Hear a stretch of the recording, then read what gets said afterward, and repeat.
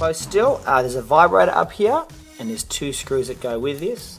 Now, the left hand one is much larger than the other one, quite a large screw.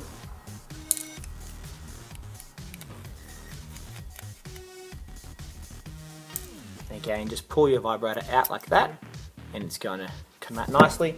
And I'll just show you this on my piece here. Okay, so the vibrator also needs to be removed here. So I'm just going to take this bigger screw out first.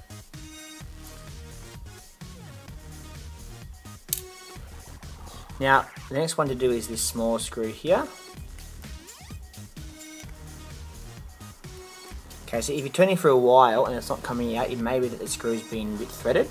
Now you can tell usually by if you didn't have any file shavings on the end of the screwdriver like there, or if you look just here, you can see that this screw's actually been a bit threaded. It's not quite a plus sign. To compare that, if I get a normal screw, you can see there's a very clear plus shape in it, whereas in the one on the left there, you can see it's been hollowed out a bit. The key thing here is to stop as soon as possible before you thread the screw out too much. There's a few tricks here that you can try, and I'm going to start showing you a few of them now. Okay, so the first thing you can try, if your screw hasn't been hollowed out too much, is get a flathead screwdriver and try and insert it into one of those grooves and just turn it like this, around in a circle a few times, and see if you get much traction. Now you'll note that the angle I'm on is very different to most screwdriver angles. I'm actually doing it so you can see like this. So the idea is just wedging it as a bit of a pry tool into the screw and seeing if that is going to cause it to come loose at all. Now I think in this case it might be doing a little bit, so just keep going a few times here and seeing if that causes it to come out. You may find that you need to press quite hard in order for this to work. If this doesn't work, you can try a larger pentalobe screwdriver, that seems to work pretty well, or a larger screwdriver with a fair bit of force can work as well. Okay, so looking at that one there, not really working too well. Okay, so what I have in here is in fact a larger pentalobe screwdriver, and just do the same trick as before, wedging the pentalobe screwdriver in and around. Now I'm pushing very hard here, but you want to be careful not to slip off the screw as well. So you want to push kind of this way into it and see if that loosens it up at all. This feels like it's actually working a little bit, as you can see that the vibrator is kind of a bit loose. So I think this will work. I find that usually the pentalobe screwdriver is the one that pulls it out in the end. That's looking pretty good there. Just use some magnetic to pull it out. And there you have a removed stripped screw. Now, if this hadn't worked, what you can also try is getting a flathead screwdriver and just trying to make a crease by putting it into here, pushing really hard and scrape, scrape, scrape, and just scrape, keep scraping very hard until you actually put a little notch in the screw, and then try again with another pentalobe or similar screwdriver as well. Another one that works quite well is to use a larger screwdriver, one with a large Phillips head end, similar to this one here. They can, for some reason, be pushed down very hard, and that can turn it as well.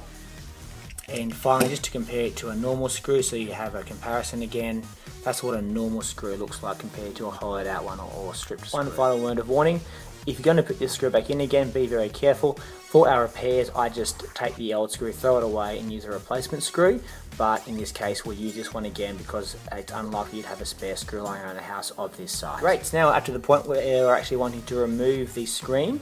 Now there's 2 different types, including of 10 screws in the screen to remove it. Now the first 4 is one here, here, here and here. To do that, you'll see it's in the little notch just there. And these are all quite forced screws, small screws. They're all the same, so when you take them out, you can put them all into the same ice cube tray hole if you like. There's one just in there as well.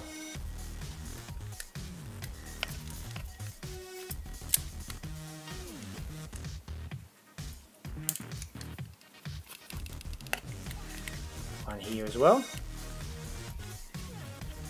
This one can be quite tricky to take out and even more tricky to put back in again. And lastly, here. The second set of screws are these 6 here. 1, 2, 3.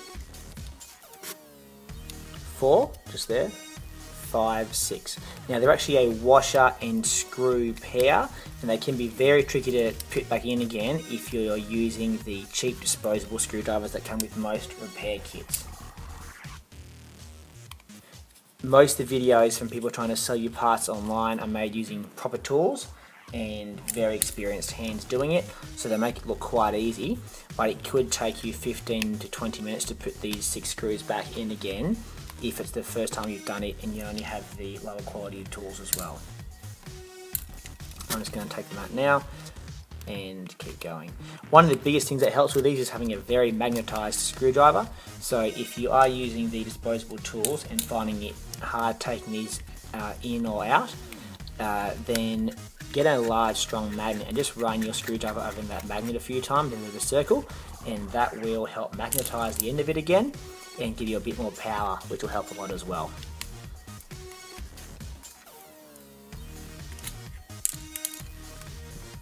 And that's all the screws removed from the iPhone. Ready to take the screen off? Okay, so we had the screen off now.